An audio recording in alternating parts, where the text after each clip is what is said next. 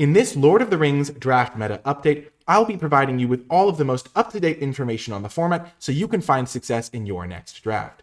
First up, the format news. And to kick things off, is Black-Red too strong? This is a question on many players' minds because it is a deck that is widely known as the best in the format. And while it does have access to powerful commons such as Claim the Precious and Rally at the Hornburg, as well as a host of strong rares and uncommons, I do think that Black-Red is known to be the best deck, and as such, it is drafted by a lot of players. So if you are going to be drafting this deck, you're going to be fighting with lots of other players at the table who are also taking the strong black and red cards, which means that it will balance out where you're not going to end up with a crazy good version of the deck because other players are going to be competing with you for the pieces that you would want. So Black-Red is very strong, and if you are in a seat where you can draft it, it's going to be good for you, but it's not too strong for the format, and there are definitely tons of things you can do.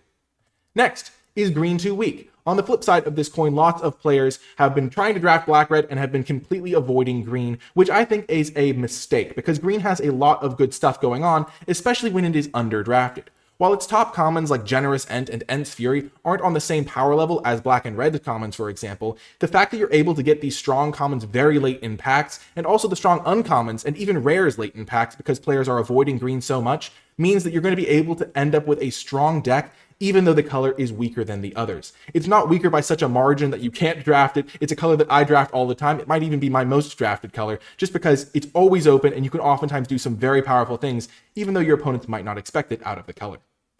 Finally, 5-color legends can work. It's a very fun deck to be able to draft. So if you see a card like Aragorn the Uniter, don't be afraid. Just make sure you pick up some fixing, like Many Partings if you're able to be a base green deck for the deck, or Great Hall of the Citadel if you just need some fixing for your legendary deck in a non-green mana base. It's really nice to be able to play a deck that has a bunch of legendary creatures from all around the Lord of the Rings universe. I have drafted this deck myself, and I have seen other players draft this deck. It's definitely something that can work, and while it's not the tier 1 strategy, it is tier 1 in terms of the fun you have while playing it and drafting it. So if you're feeling a little bit like going for an adventure, try out the 5-color legends deck if you see the cards to support it. Mostly the payoffs, because once you get the payoffs, getting the fixing is relatively easy because not many players care about Many Partings or Great Hall of the Citadel. Moving on to the meta market, and starting things off with the archetype rankings. At number 1, as already discussed, is Black-Red. It's classified as a mass aggro because it does have some nice aggressive elements and it does have a decent amount of amass in the deck, but you can also just play a nice mid-rangey strategy with this deck. It just has very high card quality and the cards play well together, which is just a recipe for success. Next up is White-Black Token Sacrifice, another deck that benefits from very strong synergies between the two colors. White has a decent number of cards that can just churn through your deck or make you extra tokens. Black has good sacrifice outlets, and also White-Black has very good gold cards, so there are multiple uncommons that are White-Black that you gain access to in this deck that are very, very strong, and overall it is a great strategy. Next up is Red-White Human Aggro. It is probably the premier aggro deck in the format because it's a little bit faster than Black-Red, and Red-White can just flood the board with humans. It really cares about the Rally at the Hornburg that we already showed off when we were talking about Black-Red, but being able to just flood the board with humans, be aggressive, and then attack your opponent and kill them before they can stabilize and get some value is very, very strong. Next is Blue-Red, which is a spells strategy. There's a lot of support for this archetype, and there's some really strong spells that you want to be playing anyway. And so in this sort of deck, you're just going to be playing instants and sorceries and cards that care about instants and sorceries, and it's a lot of fun and really cool, and it comes together fairly frequently. Next is Blue-Black, which is a mass control, which is a deck that is on the bit of the slower side, uses card draw, removal spells, and overall can grind the opponent out. While it does have a mass in the title, that's more of like a late game plan for some of your payoffs, and oftentimes you're going to be actually grinding your opponent out by using the ring and the ring tempts in order to gain a card advantage virtually by just discarding all of your lands in the late game, and so cards that say the ring tempts you are really strong in this strategy. Next is Green-Black, which is Graveyard Food. It's a nice mid-range strategy. You can use the black removal spells, you can use the bigger green creatures, and overall just grind your opponent out of the game. It's just a rock-solid strategy, and the sort of thing that if you end up in this deck, you're not going to be too unhappy about it. It can also be a good place to splash, because it's a bit of a slower deck, and green does have access to pretty solid fixing.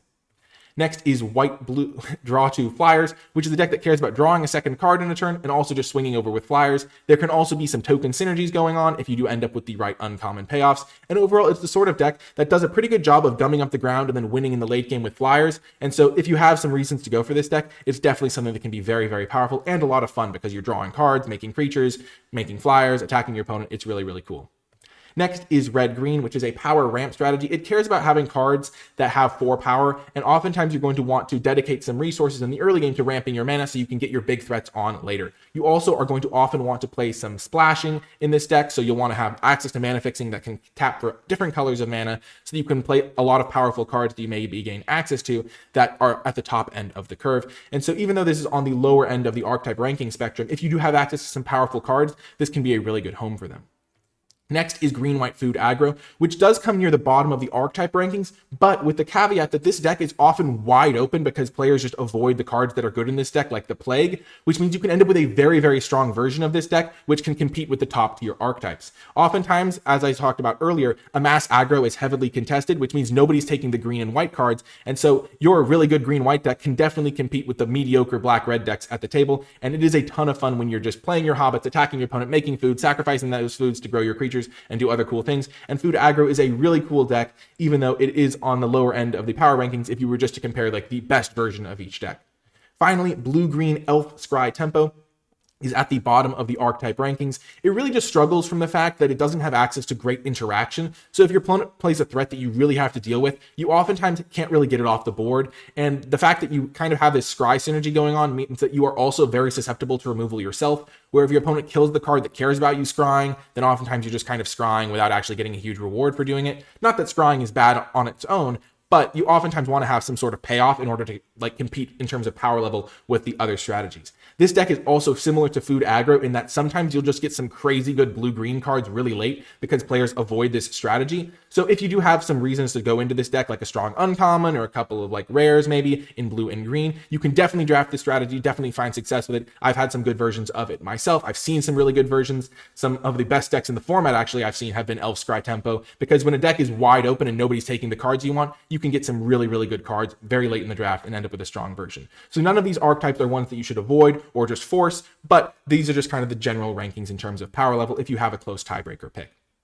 Moving on to the color rankings, a section that is often very controversial, and I do want to caveat it by saying all the colors are playable, as I've already been talking about a lot, but this can be a tiebreaker. So if you have a close pick, maybe choose the card that is in a higher ranked color if you are unsure. Best does not mean force this, worst does not mean unplayable. This is just further caveats on the color ranking section. But moving on to the best and worst, at number 1 is black. We've already discussed this. Black has access to premium removal in the form of Claim the Precious. It's got great cards. Just every common is pretty much rock solid in black. It's got a lot of Ring Tempt You cards, which means that in the late game, you're not going to be able to flood out as easily because you'll be looting away your lands. And it also has a really good land cycler in the form of Troll of Khazad-dûm, which is the best land cycler in my opinion, because it's just like a very devastating late game threat that's hard to block. And yeah, Troll of Khazad-dûm is a really good reason for black to be good as well. So black is at number 1.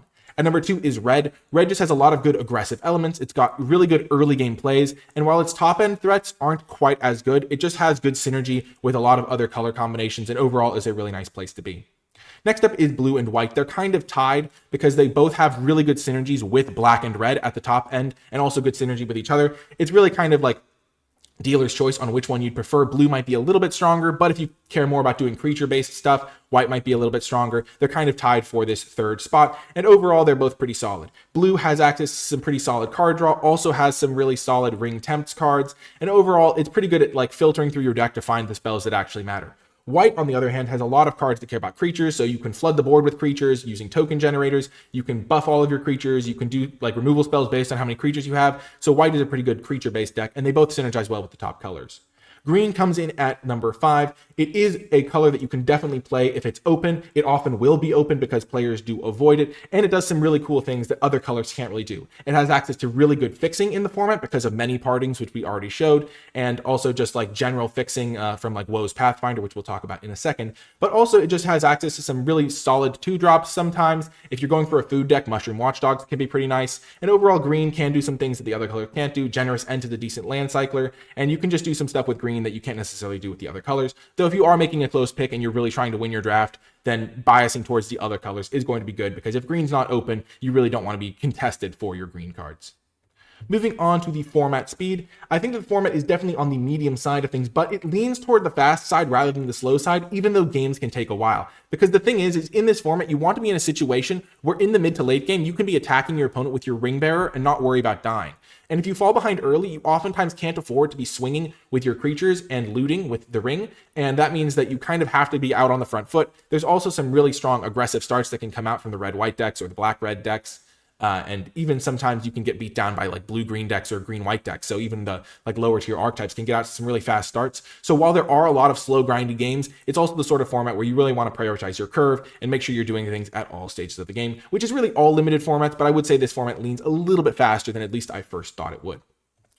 Moving on to Nicolai's Sleepers. These are some cards that I think are better than they are taken in the general Magic community. First up is Woe's Pathfinder, a card I briefly mentioned during the color ranking section. I see this card quite late, and it's often one of the better cards you can have in your green deck because it does lead to some of the more powerful starts. If you have a card like Bag End Porter in your deck, which is also just a rock solid body, playing turn 2 Woe's Pathfinder, turn 3 Bag End Porter is going to be very, very good against a lot of decks in the format because 4 toughness is just really, really hard for a lot of decks to get through, unless they have Claim the Precious. Red can only really deal 3 with its common removal spells. White oftentimes struggles to deal with this in the early game with its Hobbit's Stings, and Bag End Porter is just a nice like 4/4 blocker. You can also ramp out a card like Enraged Hjorn, which is also a deceptively powerful green card. We could honestly probably say that all 3 of these green cards are underrated because you just see them ridiculously late in your draft because nobody's taking green cards. But I would say that Woe's Pathfinder is just a really solid green card that you should prioritize because it makes all of your other like kind of clunkier green cards a lot better. Like playing Bag End Porter on turn 3, Enraged Hjorn on turn 4 is really, really strong, and Woe's Pathfinder can help make that happen. And don't sleep on its late game ability because in the late game, if you just have a 7 mana around, you can just attack with all your creatures and your opponent really struggles to find good blocks.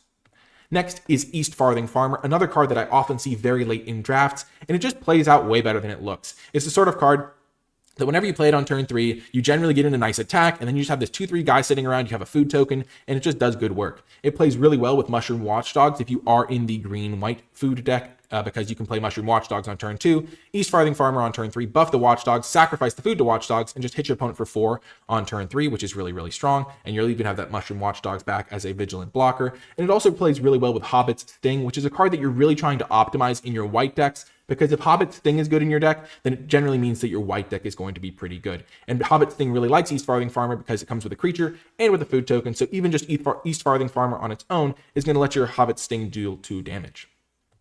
If you do want a more of a summary on this sort of video, I do have this draft meta update cheat sheet that I have, and this is just kind of all of the information in one place, along with top commons as well. So as you can see, black has Claim the Precious and Rally and Dawnland Forbane, red has Rally at the Hornburg and Smite the Deathless, green has Generous and Ents Fury, as we already discussed, and then in white, you're going to be looking for Errand Rider of Gondor and Protector of Gondor, and in blue, you'll be looking for Birthday Escape and Glorious Gale. And then all of the information you need is here. If you do want to find the cheat sheet in PDF form so you can download a printed version of it, you can find it on the NicolaiBolas Patreon. It is free to access. You don't need to be a patron to have it, but it's just a convenient place to put this PDF. So if you ever want to look at this again, you can just go to the Patreon. It's linked in the description, or you can go to patreon.com/NicolaiBolas and find all of this information on the free cheat sheet. You also, if you do decide to become a patron, can see my grades for every card in Lord of the Rings. So if you like my analysis or maybe my sleeper picks, then that is something you can do. You can support my content and gain access to this extra bonus resource as my way of saying thank you for the support. That is going to do it for this video. Thank you so much for watching. If you did make it all the way till the end, leave hashtag ring polish, because even though the ring is quite powerful, sometimes you do need to give it a little bit of polish, a little bit of freshening up, and that's what this video is meant to be. The draft formats do change over time. We get more experience, and so this is hopefully going to help you find success in your next draft, even if you're a little bit struggling at the format right now. So thank you so much for watching. I hope you enjoyed it. Leave hashtag ring polish in the comments to let me know you made it to the end. Hit the like button, subscribe for more, and I'll talk to you next time.